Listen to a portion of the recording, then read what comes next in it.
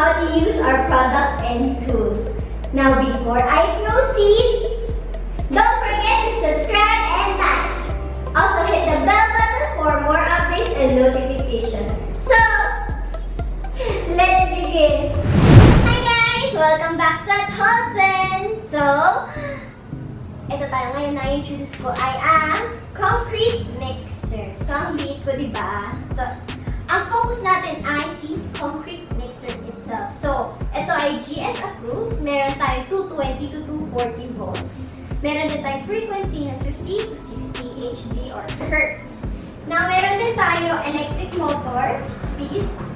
Actually, electric motor and electric motor speed is magkaiba. So, ang electric motor natin ay 800 watts. Then, ang motor speed natin is 2,800 RPM. Galing, di ba?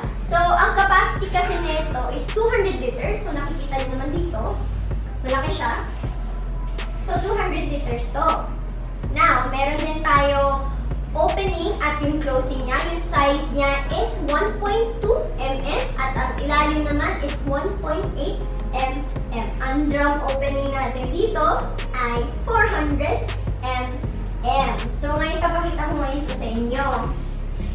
So, meron tayo dito bilog na hawakan. So, ito yun. Then, meron tayo dito sa ilalim cast iron gear ring. So, ito yun. Ngayon, papakita ko sa inyo kung paano ito gamitin at para saan ito gagamitin. Example. Ito. So, hindi na namin ito nilagay at hindi ko na rin nailagay kasi ang laki sa akin eh. So, magpasensya nyo. Pero dapat ito ay nandito. Sa gitna paikot. Para hindi matapon ang concrete nyo, semento nyo, buhangin, tubig, kung anumang liquid gusto nyo haluin na pwede dito, yun, pwede yun. So, lalagay ko na muna ito sa likod. Ngayon, ito naman, kung nakikita nyo, ito ay hawakan. So, aangat ito para matulak nyo kasi ang gulong para malipat yung sa ibang pwesto. Now, ito, parang wheel, parang pang-drive. So, unang gagawin mo, kailangan yung puwersa mo or yung force mo ay nandito yung paa mo. Or nandito kung gusto nyo, kung saan kayo komportable. So, push. Kailangan i-twist nyo, tapos i-shoot nyo dito sa mga butas, sa bakal, sa gilid. So, para ma-twist nyo. Ngayon, kapag magtatapon kayo or kailangan nyo na ibuhos yung liquid na kailangan nyo gawin, angat ulit, ikot. Yan. So, makikita nyo paikot na siya. So, balik. Yan. So, ganyan siya. Ganito ang concrete mixer natin. Ngayon, tandaan nyo guys ha, GS approved to.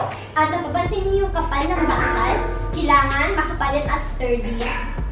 So, yun lang guys. Thank you so much for watching. Sana naintindihan niyo yung mga tungkol dito sa concrete mixer natin. And please stay tuned sa mga future videos namin. See you soon guys. Bye-bye!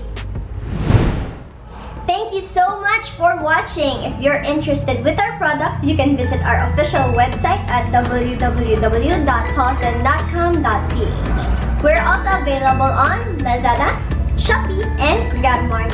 Or you could drop by our stores. Links are provided on the description below. Again, don't forget to subscribe! This is Layatan signing off.